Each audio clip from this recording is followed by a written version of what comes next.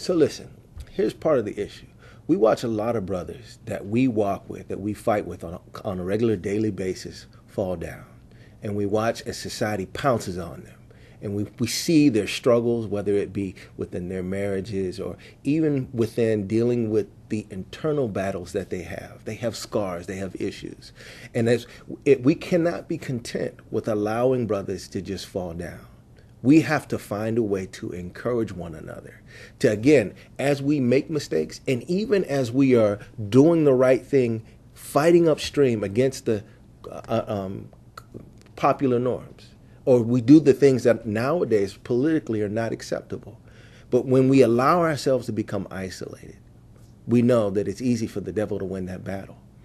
And so we have to find a way to encourage brothers, to fight with our brothers and stand with them. And when they fall, hold them accountable. Absolutely, yes. Because again, this is not a fad. This is a lifestyle. And when we falter and when we have our issues, we have to find a way to be able to support a brother, nurture a brother right back into line. Because the image is this. We are on a battlefield, standing shoulder to shoulder, okay? And the brother that's on my right and the brother that's on my left is protecting my back. And the brothers behind me, I'm protecting them. And as we work together as a unit, we are not going to be comfortable with any man falling. We're not going to be comfortable with another divorce or another man neglecting his responsibility to his children or allowing his hobby to become his vice when God never intended that. We want to put the examples forward for, like Pastor Kennedy said, for our wives to follow, for our children to model. The Bible says we train up our children in the way that they're supposed to go.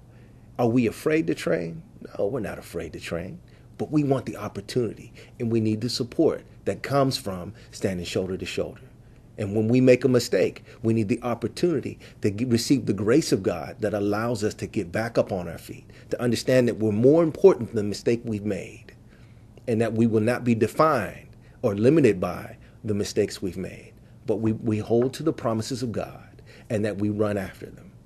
One of the good things about this kind of retreat is it's not tied to one particular church.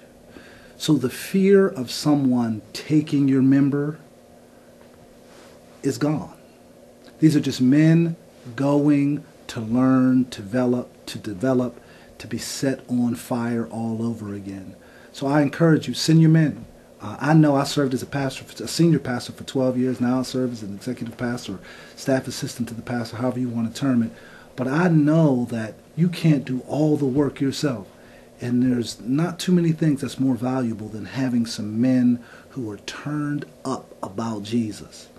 So I would tell pastors, send your men, bring your men, however you can, get them there, because some things can happen that you can't necessarily do or don't have the time to do in and of yourself. I've learned, first of all, we must never believe that we know it all. So every time that I go to a retreat, I can learn. And I learn by listening. I learn by fellowshipping with other brothers.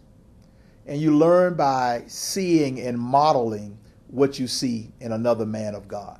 So that's most important, that we go, we can learn. Another thing is the fellowship. I heard an old preacher say there's no ship like fellowship. But being around somebody who's struggling just like you, somebody who may have some issues that you used to have or some issues that you are dealing with right now, and you can hear another brother's testimony and his word about how God has helped him, would definitely strengthen you. So we can learn, we have fellowship. And the last thing is just the camaraderie together. Being around brothers is like being in the locker room again. But also it helps you to understand that I can do better. By seeing what another brother has done and gone through, it helps you to see I'm not alone and I can do better.